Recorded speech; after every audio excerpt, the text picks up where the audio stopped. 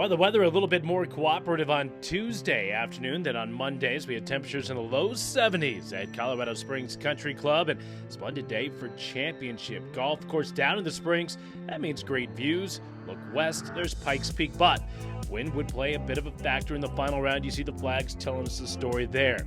Let's pick it up in the final group, and as they hit the back nine, at this point there was a five-way tie for first at 2 over par. And Hunter Paugh, the lefty, began the day atop the leaderboard after a 69 on Monday, but stumbled a bit on the front side. In fact, the entire final group came back to the field through the first 9 holes, but Paugh would bury the 10th. He would retake the lead at 1 over par, and we pick it up here at the 12th. The juniors' up and down round would continue. This to say par, and runs it past. Just like that, slides back into the share of the lead at 2 over. Meanwhile, 7 groups ahead of the final threesome. That's Grant Olinger of Pomona, and he's making a charge. The senior started the day 7 back, but reached the 16th green at 3 under on the afternoon, and all of a sudden, he was part of that group at 2 over in the lead. Trying to take the lead here for birdie. Just leaves it short. He stays at 2 over par. We'll follow Olinger to the par 3 17th, 220 yards into the wind. And a beautiful shot here. Sticks it on the green, leaves him a putt just below the hole, and Olinger would continue his charge.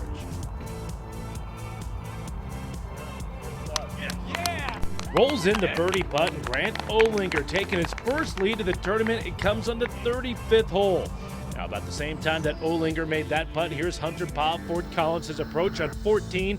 He'll stick it. Nearly goes in. Paugh has that for birdie to join Olinger at 1 over par. Does a complete U-turn on Paugh there. He can't believe it. He would have to settle for his par. He would stay 1 back at 2 over. Olinger would play solid golf on 18. Here's his approach. And that one on the putting surface, it would leave him an opportunity for birdie. And the senior, playing so well on Tuesday afternoon, gave it a go. Just does leave it short, but what a round. Grant Olinger, final round 67. He takes the lead into the clubhouse at 1 over par. Now just 2 players left still on the course that can challenge Olinger, and well, one of those is the defending 4A champ Isaac Petersilli of Coronado. Of course, Coronado going from 4A to 5A here this year, and well, had a 4-shot lead in the team race coming in the final round. They would only extend that as the day wore on. Petersilli on 17 for birdie, just 1 back of Olinger, and this for the share of the lead. Just does leave it short. Good effort there. He would tap in for his par. He would remain 1 back.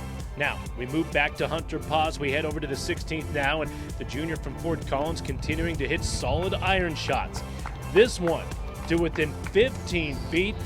Another legitimate shot for birdie and an opportunity to tie for the lead.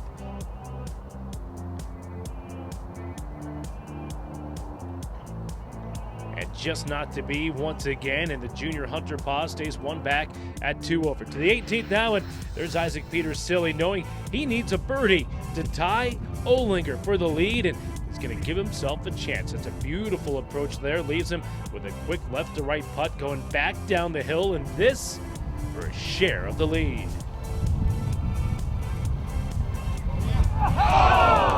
Flips out on the 18th, so close. Petersilli fires a final round 70. He's in at 2 over par, 1 back of the leader, Grant Olinger, but Petersilli's round helps put Coronado further ahead of the pack in the team race. Back to Hunter Paugh of Fort Collins. He's now the only one that can catch Olinger for that individual title. This to say par on the par 3 17th. Just does bend short of the hole. Paugh with the bogey there. He falls 2 back of Olinger going into the final hole, and that means Hunter Paugh has to hole it out from the fairway. This is his approach, lands on the right fringe, and Pomona's Grant Olinger comes from 7 shots down in the final round, fires a 67, and he takes down the 5A individual crown. I just parred the last hole, and then I realized that I was in the lead, and then I needed, I think, a bogey from one of the guys, and then a par on the last hole for one of the guys. So we got those 2. He didn't miss a shot all day. He just made a lot of really good shots. He made a lot of good putts. He hit 1 bad shot on 15, and otherwise I can't remember a place where he was missed where he wanted to be. You know, he didn't know where he was, and that putt on 17 was amazing. So. Yeah. As for the team title, it was all Coronado. The Cougars dominated day 2. They run away with the state championship thanks to shots like this.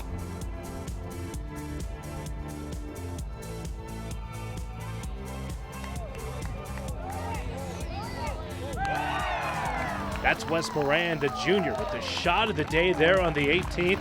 Coronado wins the 5A Boys State Golf Championship by 21 strokes. I told the boys when we first got started was I want you guys to play your game, stay relaxed, and just let it happen.